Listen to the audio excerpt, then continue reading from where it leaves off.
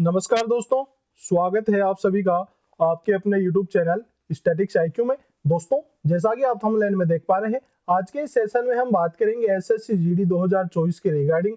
आपका ये है जीके जीएस का पार्ट नंबर 4 होने वाला है। इससे पहले हमारे पार्ट 3 हो चुके हैं। यदि आपने वह नहीं देखे हैं तो आप हमारे चैनल की प्लेलिस्ट में जाकर जीके जीएस के मॉक टेस्ट के तीनों पेपर देख सकते हैं और आप अपनी तैयारी सुनिश्चित कर सकते हैं कि आप यहाँ पे 20 क्वेश्चन में से कितने क्वेश्चन तो आप अटेम्प्ट कर पा रहे हैं और अटेम्प्ट किए गए क्वेश्चन में से कितने क्वेश्चन आपके राइट हो रहे हैं। आप अपनी तैयारी इस प्रकार से यहाँ पे अपनी मजबूत कर सकते हैं। और दोस्तों, आपको प्रत्येक मॉक टेस्ट के अंदर 20 क्वेश्चन पूछे गए हैं और उन 20 क्वेश्चन के आसपास के और दोस्तों यहाँ पे क्वेश्चन आपको पूछे गए हैं। तो दोस्तों, एक क्वेश्चन से हमने यहाँ पे समथिंग 5 क्वेश्चन कवर कराए हैं। तो इस प्रकार से एक मॉक टेस्ट के अंदर आपको 100 क्वेश्चन कवर हो रहे हैं। तो दोस्तों, इस प्रकार से 30 दिन में 30 मॉक टेस्ट आपके होने वाले हैं और उन मॉक टेस्टों में दोस्तों आपको जो एसएससी के द्वारा यहाँ पे अभी हाल ही में 2023 में पूछे गए समस्त क्वेश्चन आपको, जो कि दोस्तों उनकी संख्या 3000 प्लस क्वेश्चन आप सभी के पास होने वाले हैं। तो दोस्तों, एसएससी के द्वारा पूछे जा रहे 2023 और 2022 की समस्त एग्जामों में मोस्ट रिपीटेड क्वेश्चन आपके पास होने वाले हैं। तो दोस्तों, आप अनुमान लगा सकते हैं कि जब आप एसएससी जीडी 2024 की एग्जाम में बैठेंगे तो आप दोस्तों यहाँ पे 20 में से 18 प्लस क्वेश्चन, जी हाँ 18 प्लस क्वेश्चन का आप गर्दा उड़ा रहे होंगे। तो दोस्तों, आपको जो तैयारी सुनिश्चित करने के लिए मॉक टेस्ट पे कार्य करना होगा। तो आज का मॉक टेस्ट नंबर 4 है और इसमें भी दोस्तों आपको इसी प्रकार के मोस्ट इंपोर्टेंट 100 क्वेश्चन यहाँ पे मिलने वाले हैं। तो दोस्तों, यदि आज ही आप हमारे चैनल से जुड़े हैं तो चैनल को सब्सक्राइब करके बेल आइकन पे प्रेस कर दीजिएगा ताकि इस प्रकार के समस्त क्वेश्चन आप सभी को मिल सके। तो चलिए शुरुआत करते हैं आज के प्रथम क्वेश्चन की। पहला क्वेश्चन आप सभी के सामने स्क्रीन पे है। संगीत के दिग्गज पंडित रविशंकर, जी हाँ, संगीत के दिग्गज पंडित रविशंकर संगीत के निम्नलिखित में से किस शैली के लिए प्रसिद्ध है? ऑप्शन है हिंदुस्तानी शास्त्रीय वादन, हिंदुस्तानी शास्त्रीय गायन, कर्नाटक शास्त्रीय गायन या कर्नाटक शास्त्रीय वादन। तो दोस्तों, यहाँ पे नाम आया है पंडित रविशंकर। तो पंडित रविशंकर के ऊपर बात करते हैं तो पंडित रविशंकर भारत के एक मशहूर सितार वादक है। जी हाँ, मशहूर सितार वादक है। जी हाँ, जो पंडित रविशंकर है वो भारत के एक मशहूर सितार वादक है। और बात करते हैं पंडित रविशंकर की तो सितार वादन के क्षेत्र में ही दोस्तों यहाँ पे कला के क्षेत्र में इन्हें भारत रत्न दिया जाता है। जी हाँ, भारत रत्न दिया जाता है, जो कि भारत का एक सर्वोच्च नागरिक सम्मान है। तो भारत के सर्वोच्च नागरिक सम्मान से भी पंडित रविशंकर को यहाँ पे नवाजा जा चुका है। जो भारत रत्न इन्हें दिया गया वह 1999 में प्रदान किया गया। तो दोस्तों, भारत रत्न 1999 में दिया गया। और दोस्तों, पंडित रविशंकर से एक क्वेश्चन काफी पूछा जाता है कि ये किस घराने से संबंधित है। तो इनका घराना कौन सा है, यहाँ से भी क्वेश्चन पूछा जाता है। तो बनारस घराने से, जी हाँ, बनारस घराने से ये संबंधित है। तो पंडित रविशंकर से 3 क्वेश्चन काफी पूछे जाते हैं। वह तीनों क्वेश्चन आप सभी के सामने है कि पंडित रविशंकर भारत के मशहूर सितार वादक है। साथ ही बात करें कि पंडित रविशंकर को भारत रत्न कब दिया गया तो 1999 में इन्हें भारत रत्न से नवाजा गया है। और पंडित रविशंकर कौन से घराने से संबंधित है तो बनारस घराने से ये संबंधित है। तो ये समस्त फैक्ट आपको पता होना चाहिए। और बात करते हैं कि ये कौन से हिंदुस्तानी जो है शैली से संबंधित है तो हिंदुस्तानी शास्त्रीय वादन शैली से संबंधित है। तो यहाँ से आपका ऑप्शन नंबर 1 राइट होता है। चलिए दोस्तों, आगे बढ़ते हैं और अगले क्वेश्चन पे बात करते हैं। अगला क्वेश्चन आप सभी के सामने है। मणिपुरी शास्त्रीय नृत्य के मर्दाना पहलू को किसके रूप में जाना जाता है? तो दोस्तों, हम शास्त्रीय नृत्य की बात करते हैं तो भारत में कुल 8 शास्त्रीय नृत्य है, जिनमें सबसे जो पुराना बात करते हैं पुराना शास्त्रीय नृत्य कौन सा है तो भरतनाट्यम। जी हाँ, भरतनाट्यम है, जो कि तमिलनाडु का शास्त्रीय नृत्य है। यह सबसे पुराना शास्त्रीय नृत्य है। और सबसे नए या नवीनतम की बात करते हैं तो शास्त्रीय नृत्य है, है, जो कि असम का शास्त्रीय नृत्य है। तो दोस्तों, यह सबसे नया शास्त्रीय नृत्य है जिसे सन 2000 के अंदर यहाँ पे जारी किया जाता है। तो यह फैक्ट भी आपको पता होना चाहिए। कुल शास्त्रीय नृत्यों की संख्या कितनी है तो भारत में कुल 8 शास्त्रीय नृत्य है। उनमें मणिपुरी शास्त्रीय नृत्य भी आता है। और उसमें मर्दाना पहलू की बात करते हैं तो मर्दाना पहलू को चोलोम के रूप में जाना जाता है। जी हाँ, चोलोम के रूप में जाना जाता है। और दोस्तों, बात करते हैं मणिपुरी शास्त्रीय नृत्य की। जी हाँ, मणिपुरी शास्त्रीय नृत्य की बात करते हैं तो यहाँ से एक इंपॉर्टेंट क्वेश्चन पूछा जाता है, वह है कि जो यहाँ पे मणिपुरी शास्त्रीय नृत्य करते समय कौन सी पोशाक पहनी जाती है। तो पोशाक से भी काफी क्वेश्चन पूछा जाता है। तो उस मणिपुरी पोशाक का नाम है पोटलाई पोशाक। जी हाँ, पोटलाई पोशाक। यह एसएससी के द्वारा काफी बार पूछा गया क्वेश्चन है। जी हाँ, पोटलाई पोशाक है जो कि मणिपुरी शास्त्रीय नृत्य करते समय पहनी जाती है। तो यहाँ से दोस्तों पोटलाई पोशाक है। और दिए गए क्वेश्चन का आंसर ऑप्शन नंबर 2 होने वाला है कि जो मर्दाना पहलू है उसे चोलाम के नाम से जाना जाता है। चलिए आगे बढ़ते हैं और अगले इंपॉर्टेंट क्वेश्चन के ऊपर बात करते हैं, वह है बर्मी भारत के किस पड़ोसी देश की राजभाषा है। तो बर्मी दोस्तों यहाँ पे कौन से देश की राजभाषा है और यहाँ से क्वेश्चन पूछा गया है। तो दोस्तों यहाँ पे ऑप्शन है नेपाल, भूटान, तिब्बत या म्यांमार। तो दोस्तों बात करते हैं ऑप्शन नंबर 4 की, बर्मी है जो कि म्यांमार की राजभाषा है। तो दोस्तों हम बात करते हैं म्यांमार का पुराना नाम क्या था। तो म्यांमार का जो पुराना नाम है उसके ऊपर बात करते हैं, तो इसे बर्मा कहा जाता था। जी हाँ, बर्मा कहा जाता था। और बात करते हैं जो 1935 का भारत शासन अधिनियम आता है। जी हाँ, भारत शासन अधिनियम आता है, भारत शासन एक्ट आता है, उसमें दोस्तों इसे अलग किया जाता है, भारत से अलग किया जाता है। तो अलग 1935 के भारत शासन अधिनियम से किया जाता है। जबकि म्यांमार का गठन कब होता है। तो म्यांमार का गठन 1937 के अंदर होता है, 1937 में इसका गठन होता है। और इसकी जो दोस्तों राजभाषा की बात करते हैं, तो यहाँ पे बर्मी भाषा बोली जाती है। जी हाँ, बर्मी भाषा बोली जाती है। तो ये दोस्तों म्यांमार से संबंधित समस्त फैक्ट आपको पता होना चाहिए, क्योंकि जो म्यांमार है प्राचीन समय में भारत का हिस्सा हुआ करता था। और जो दोस्तों 1935 का भारत शासन अधिनियम आता है उसमें इसे अलग कर दिया जाता है और म्यांमार का गठन 1937 में होता है। और ये भारत का पड़ोसी राज्य होने के कारण यहाँ से क्वेश्चन पूछे जा सकते हैं। दोस्तों अब आपको ये तो म्यांमार की भाषा से क्वेश्चन पूछा गया है, एग्जामिनर यहाँ से आपको अफगानिस्तान की भाषा से भी क्वेश्चन पुटअप कर सकता है। जी हाँ, और यहाँ पे भूटान की भाषा से भी क्वेश्चन पुटअप कर सकता है। साथ ही दोस्तों इंडोनेशिया की भाषा से भी यहाँ से क्वेश्चन पूछा जा सकता है। साथ ही हम बात करें जो काफी चर्चा में बना रहता है, इजराइल से भी क्वेश्चन पुटअप कर सकता है।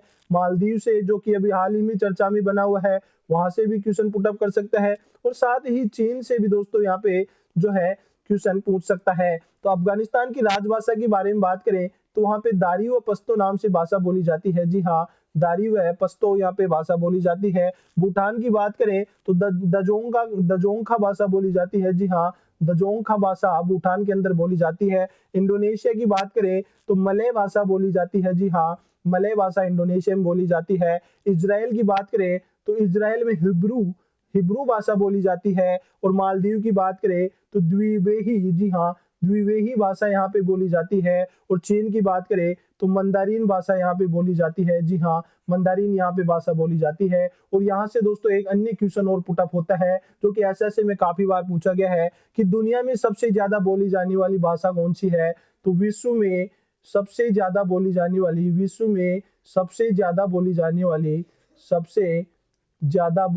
वाली भाषा कौन सी है।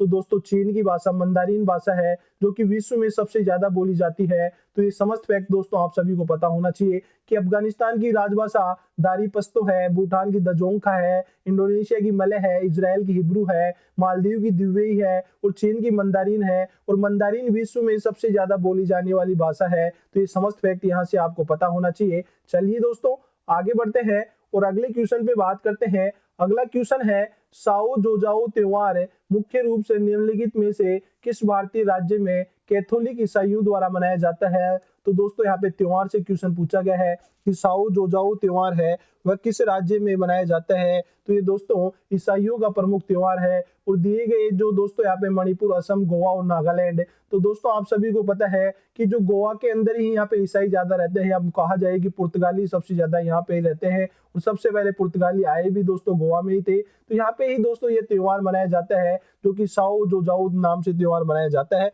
साथ ही गोवा के अन्य पर्व के ऊपर बात करें कि कौन कौन से वहाँ पे बनाए जाते हैं त्योहार। तो दोस्तों उनमें सबसे पहले आता है सनबर्न। जी हाँ, जो कि एसएससी का काफी इंपॉर्टेंट क्वेश्चन है, सनबर्न है। सिग्मो महोत्सव भी गोवा के अंदर मनाया जाता है। जी हाँ, सिग्मो महोत्सव भी गोवा में मनाया जाता है। साथ ही अंगूर महोत्सव, जी हाँ, अंगूर महोत्सव भी गोवा के अंदर मनाया जाता है।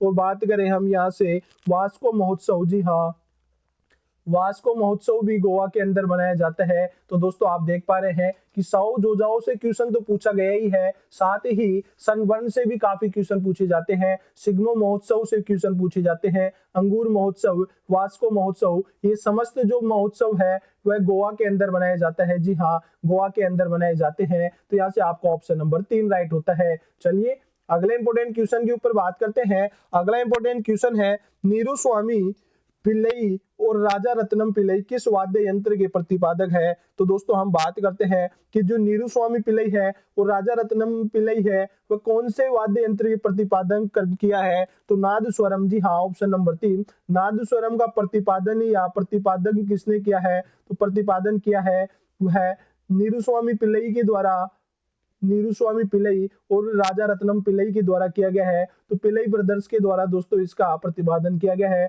तो यहाँ से आपका ऑप्शन नंबर 3 राइट होता है। चलिए अगले इंपोर्टेंट क्वेश्चन के ऊपर बात करते हैं।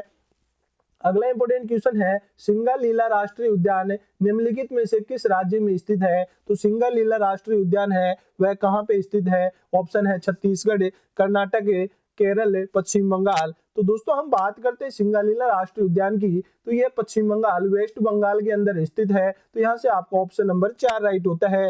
और वेस्ट बंगाल के अन्य जो राष्ट्रीय उद्यान है उनके ऊपर बात करते हैं, तो उनमें दोस्तों सबसे पहले आता है सुंदरवन। जी हाँ, सुंदरवन, सुंदरवन के बाद में आता है बुक्सा। जी हाँ, सुंदरवन, बुक्सा, जलदापारा, जलदापारा और साथ ही नौरा वैली। जी हाँ, नौरा वैली भी यहाँ पे जो पश्चिम बंगाल के अंदर स्थित है। तो ये दोस्तों पश्चिम बंगाल के अन्य जो राष्ट्रीय उद्यान है वह है। साथ ही दोस्तों आपसे क्वेश्चन पूछा जाता है कि साइलेंट वैली कहाँ पे स्थित है। जी हाँ, साइलेंट वैली कहाँ पे स्थित है। एक अन्य क्वेश्चन पूछा जाता है, फ्लावर वैली कहाँ स्थित है। जी हाँ, फ्लावर वैली कहाँ पे स्थित है, यह भी काफी बार क्वेश्चन पूछा गया है। साथ ही एक क्वेश्चन और पूछा जाता है, पिन वैली कहाँ पे स्थित है, पिन वैली कहाँ पे स्थित है। तो साइलेंट वैली की बात करते हैं, तो साइलेंट वैली तो केरल के अंदर स्थित है। जी हाँ, केरल के अंदर साइलेंट वैली स्थित है।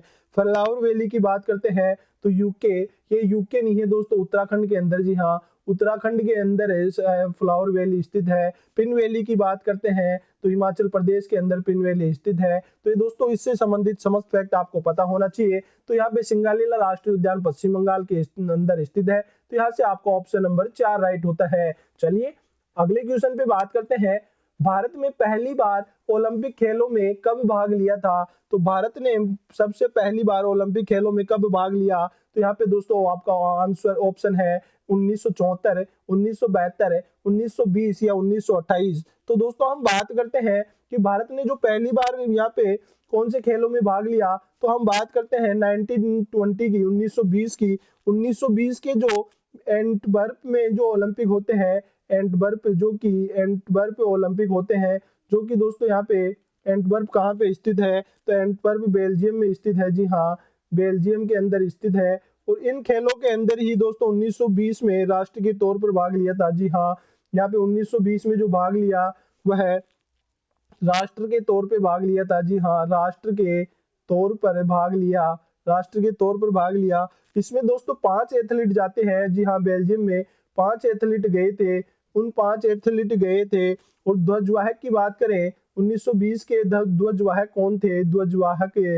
कौन थे। तो पूर्वा बनर्जी है। जी हाँ, पूर्वा बनर्जी है जो कि 1920 के ओलंपिक में राष्ट्र के तौर पे जाता है। और उसमें पूर्वा बनर्जी है जो कि ध्वजवाहक रहती है। तो ये समस्त फैक्ट आपको यहाँ से पता होना चाहिए। और पहली बार 1900 के अंदर जाता है। जी हाँ, सबसे पहले कब जाता है, तो 1900 में सबसे पहले जाता है। जी हाँ, 1900 के अंदर सबसे पहले जाता है। जब दोस्तों 1900 में भारत था जो कि ब्रिटिश भारत हुआ करता था। जी हाँ, भारत एक ब्रिटिश भारत के तौर पे, ब्रिटिश भारत के दौर पे यहाँ पे हिस्सा लेता है। और यहाँ पे नॉर्मन प्रिजार्ड है जो दोस्तों 2 रजत पदक जीतती है दौड़ के अंदर। साथ ही हम बात करते हैं भारत के लिए पहला पदक 1952 में जो जीता है हेलसिंकी ने जीता था। और केडी जाधव ने कांस्य पदक जीता है जो कि कुश्ती के अंदर जीता था। तो यह फैक्ट भी आपको पता होना चाहिए। तो भारत ने पहली बार ओलंपिक खेलों में 1920 में भाग लिया है। और दोस्तों ब्रिटिश भारत के तौर पे 1900 के अंदर भाग लिया है। तो यहाँ से आपका ऑप्शन नंबर 3 राइट होता है। चलिए आगे बढ़ते हैं और अगले क्वेश्चन पे बात करते हैं, निम्नलिखित में से किस अधिकार को 44वीं संविधान संशोधन अधिनियम द्वारा मूल अधिकार की सूची से हटा दिया गया था? तो दोस्तों आप सभी को पता है कि भारत के जो मौलिक अधिकार है उन मौलिक अधिकार भारत के संविधान के भाग नंबर 3 में आर्टिकल 12 से लेकर 35 तक निहित है। और भारत में दोस्तों पहले 7 प्रकार के यहाँ पे मौलिक अधिकार दिए गए थे। उनमें दोस्तों जो 7वें नंबर का संपत्ति का अधिकार हुआ करता था, जी हाँ, संपत्ति का अधिकार हुआ करता था, उसे हटाकर दोस्तों यहाँ पे मौलिक अधिकारों से हटाकर यहाँ पे हटा दिया गया था। तो वही क्वेश्चन यहाँ पे पूछा गया है। तो दोस्तों हम बात करते हैं कि जो संपत्ति का अधिकार है यह आर्टिकल 31 में आता है। जी हाँ, आर्टिकल 31 के अंदर आता है। और संपत्ति के अधिकार को मूल अधिकार से हटाकर दोस्तों कौन सा अधिकार बनाया गया? तो संपत्ति के अधिकार को कानूनी अधिकार बना दिया जाता है। और अब दोस्तों ये आर्टिकल 31 से हटाकर कौन से आर्टिकल में कर दिया गया है? तो हम बात करते हैं आर्टिकल 300 के अंदर। जी हाँ, आर्टिकल 301 के अंदर इसे यहाँ पे परिवर्तित कर दिया गया है। तो यहाँ पे दोस्तों आपका ऑप्शन नंबर 4 राइट होता है कि जो संपत्ति का अधिकार पहले मूल अधिकार हुआ करता था उसे 44वीं संविधान संशोधन अधिनियम के तहत आर्टिकल 31 से मौलिक अधिकार से हटाकर एक कानूनी अधिकार बना दिया गया। और वर्तमान में भारत के संविधान के आर्टिकल 300 के अंदर इसे निहित किया गया है। तो यहाँ से आपका ऑप्शन नंबर 4 राइट होता है। चलिए अगले इंपॉर्टेंट क्वेश्चन के ऊपर बात करते हैं। भारत की संविधान का कौन सा अनुच्छेद बलात् श्रम को प्रतिषिद्ध करता है? तो बलात् श्रम को कौन सा अनुच्छेद प्रतिषिद्ध करता है? अनुच्छेद 20, अनुच्छेद 22, अनुच्छेद 21 या अनुच्छेद 23? तो हम अनुच्छेद 20 की बात करते हैं। तो ये अपराध दोष सिद्धि है। जी हाँ, अपराध में दोष सिद्धि का जो यहाँ पे दोष सिद्धि का जो कि आर्टिकल 20 के अंदर तहत आता है। आर्टिकल 21 की बात करते हैं तो प्राण व दैहिक स्वतंत्रता यहाँ पे आर्टिकल 21 के अंतर्गत आता है। और आर्टिकल 23 की हम बात करते हैं तो आर्टिकल 23 में बलात् श्रम, जी हाँ, बलात् श्रम को परिभाषित आर्टिकल 23 के अंतर्गत किया गया है। तो यहाँ से आपका ऑप्शन नंबर 4 राइट होता है। चलिए अगले इंपॉर्टेंट क्वेश्चन के ऊपर बात करते हैं। मौर्य वंश का अंतिम सम्राट कौन था? तो मौर्य वंश का अंतिम सम्राट कौन था, यह क्वेश्चन पूछा गया है। ऑप्शन है जलोक, अवंतिवर्मा, नंदीवर्धन या बृहद्रथ। तो मौर्य वंश का अंतिम जो सम्राट था वह बृहद्रथ था। तो दोस्तों आप सभी को पता होना चाहिए कि जो मध्य भारत के अंदर एक साम्राज्य है वहां से काफी क्वेश्चन पूछा जाता है, वह है मगध साम्राज्य। जी हाँ, मगध साम्राज्य। तो मगध साम्राज्य का विस्तार की बात करते हैं तो ये दोस्तों यूपी और बिहार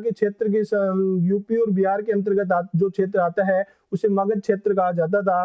तो इसमें दोस्तों सबसे पहले हर्यक वंश ने शासन किया है। जी हाँ, हर्यक वंश ने शासन किया है, जिसके संस्थापक की बात करते हैं बिंबिसार हुआ करते थे। जी हाँ, हर्यक वंश के संस्थापक बिंबिसार हुआ करते थे।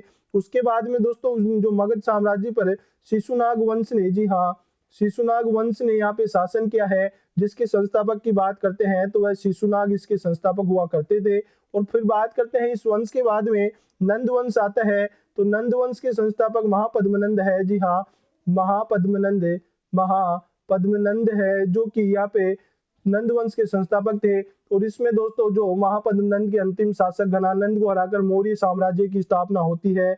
और जी हाँ, चंद्रगुप्त मौर्य के द्वारा यहाँ पे मौर्य साम्राज्य की स्थापना की जाती है। और इस मौर्य साम्राज्य में ही दोस्तों अंतिम शासक बृहद्रथ हुआ करते थे। तो दोस्तों मगध साम्राज्य के अंतिम सम्राट भी बृहद्रथ हुआ करते थे। तो यहाँ से आपका ऑप्शन नंबर 4 राइट होता है। चलिए आगे बढ़ते हैं और अगले इंपॉर्टेंट क्वेश्चन के ऊपर बात करते हैं। निम्नलिखित में से कौन मेवाड़ के महाराणा थे और उन्होंने संगीत पर संगीत राज नामक पुस्तक की रचना की थी? तो संगीत राज नामक पुस्तक की रचना किसके द्वारा की गई है?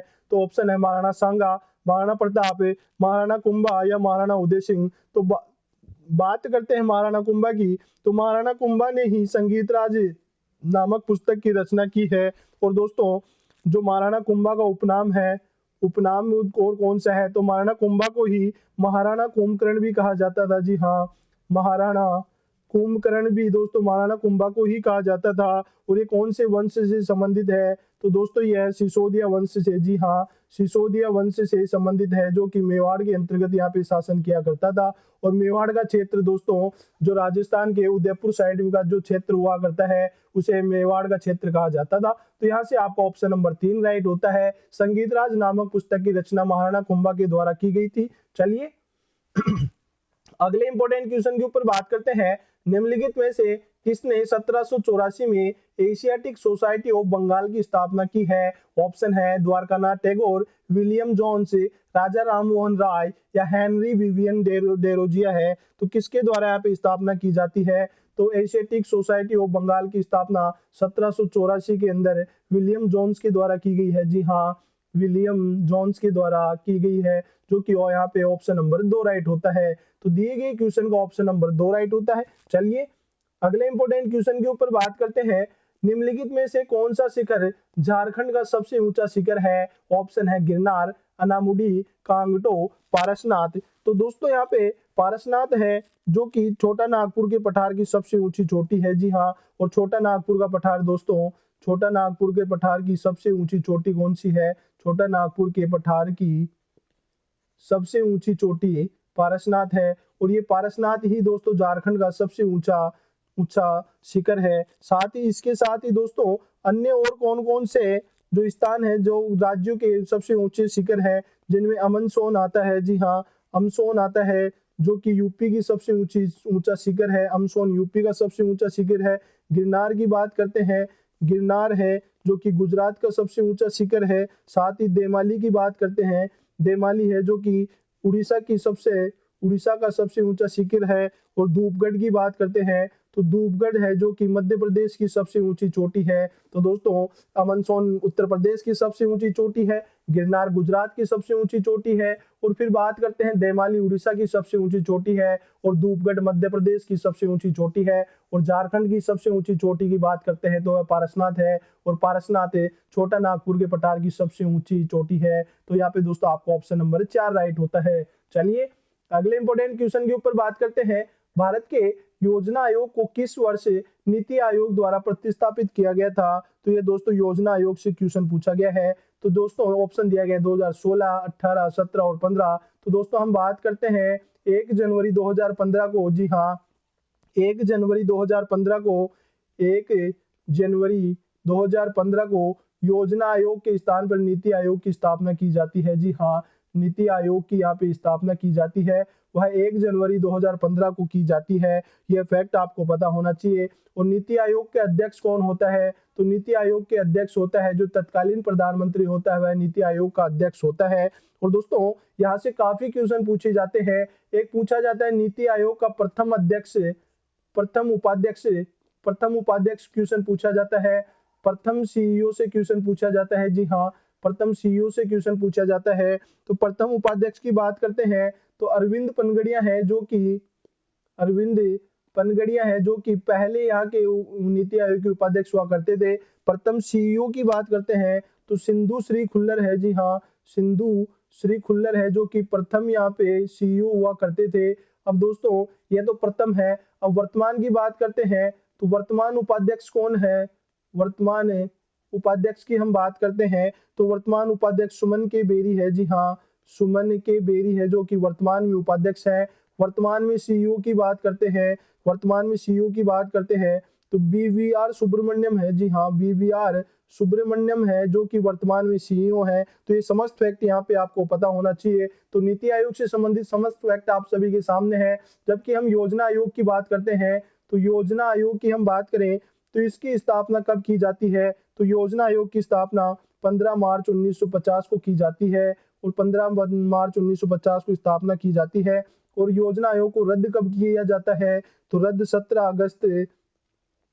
अगस्त 2014 को इसे रद्द कर दिया जाता है, और इसके स्थान पर दोस्तों 1 जनवरी 2015 को नीति आयोग को प्रतिस्थापित कर दिया जाता है। नीति आयोग से संबंधित समस्त फैक्ट आप सभी के सामने है। तो मैं आशा करता हूं आज के बाद यहाँ से कोई भी क्वेश्चन आप गलत नहीं करने वाले हैं। तो चलिए अगले क्वेश्चन के ऊपर बात करते हैं। अगला क्वेश्चन है 2011 की जनगणना के अनुसार भारत की अनुमानित साक्षरता दर कितनी है? भारत की अनुमानित साक्षरता दर कितनी है? तो दोस्तों यहाँ पे ऑप्शन है, ऑप्शन नंबर 1 तो भारत की साक्षरता दर है वह 74.04% भारत की ओवरऑल साक्षरता दर है। तो ये आपको पता होना चाहिए। इनमें दोस्तों हम बात करते हैं पुरुष साक्षरता दर कितनी है। पुरुष साक्षरता दर की बात करें तो ओवरऑल भारत की पुरुष साक्षरता दर है वह 82.14% है। महिला साक्षरता दर की बात करें तो महिला साक्षरता दर की हम बात करते हैं तो 46% ही है, जो कि महिला साक्षरता दर है। सर्वाधिक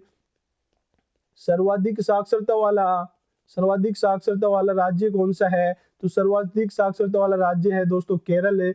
और सबसे कम साक्षरता वाला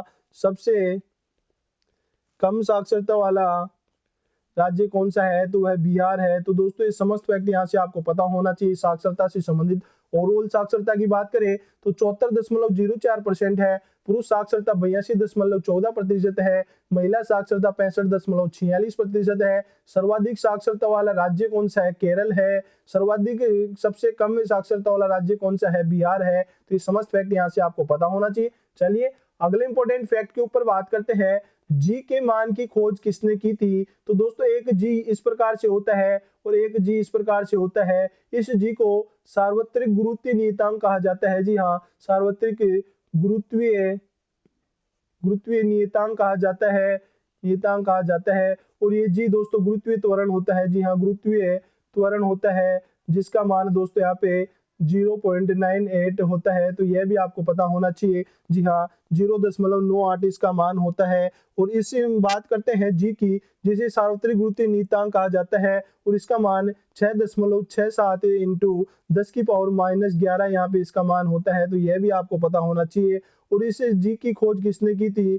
तो इस जी की खोज की थी हेनरी कैवेंडिश के द्वारा। जी हाँ, हेनरी कैवेंडिश ने इसकी खोज की थी। 1798 के अंदर इसकी खोज की गई थी। और यहाँ पे दोस्तों आपको ऑप्शन नंबर 1 राइट होता है।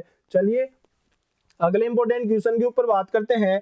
निम्नलिखित में से कौन सा एक जीवाणु जनित रोग है? तो इनमें से कौन सा एक जीवाणु जनित रोग है? ऑप्शन है कुष्ठ, इबोल, मलेरिया। तो दोस्तों हम बात करते हैं मलेरिया है, इबोला की बात करें तो इबोला एक विषाणु जनित रोग है। जी हाँ, इबालू एक विषाणु जनित रोग है। मलेरिया एक प्रोटोजोआ जनित रोग है। जी हाँ, प्रोटोजोआ जनित रोग है। और यहाँ पे कुष्ठ रोग है, जो कि एक जीवाणु जनित रोग है। तो यहाँ से आपका ऑप्शन नंबर 1 राइट होता है। चलिए आगे बढ़ते हैं और अगले इंपॉर्टेंट क्वेश्चन के ऊपर बात करते हैं। वह है हाल ही में किस देश ने संवात्मक भुगतान के लिए हेलो यूपीआई लॉन्च किया है? तो संवात्मक भुगतान के लिए दोस्तों किसने हेलो यूपीआई लॉन्च किया है? तो भारत ने। जी हाँ, ऑप्शन नंबर 2 राइट होगा, भारत ने यहाँ पे लॉन्च किया है। और ये यूपीआई किसके द्वारा लॉन्च की जाता है? तो एनपीसीआई होता है, जिसकी फुल फॉर्म होती है नेशनल पेमेंट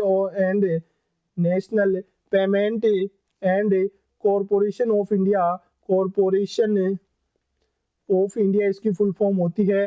तो दोस्तों इसकी फुल फॉर्म भी आपको पता होनी चाहिए। और इन एनपीसीआई की स्थापना कब की जाती है? तो इस एनपीसीआई की स्थापना 2008 के अंदर की जाती है। और ये दोस्तों भारत में यूपीआई को रेगुलेट करने का कार्य एनपीसीआई करती है, जिसकी full form national payment of corporation of India होती है, जिसकी स्थापना 2008 के अंदर की जाती है। तो यहाँ से आपका ऑप्शन नंबर 2 राइट होता है। चलिए अगले इंपॉर्टेंट क्वेश्चन के ऊपर बात करते हैं। हाल ही में किस देश ने आधिकारिक रूप से 3 सितंबर को सनातन धर्म दिवस घोषित किया है? तो 3 सितंबर को सनातन धर्म के रूप में किसने घोषित किया है?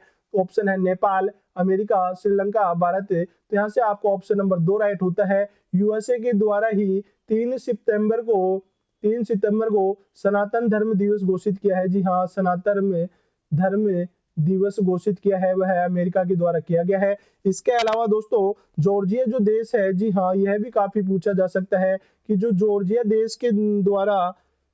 देश ने अक्टूबर माह को हिंदू विरासत माह घोषित किया है। जी हाँ, अक्टूबर माह को हिंदू विरासत माह घोषित किया है।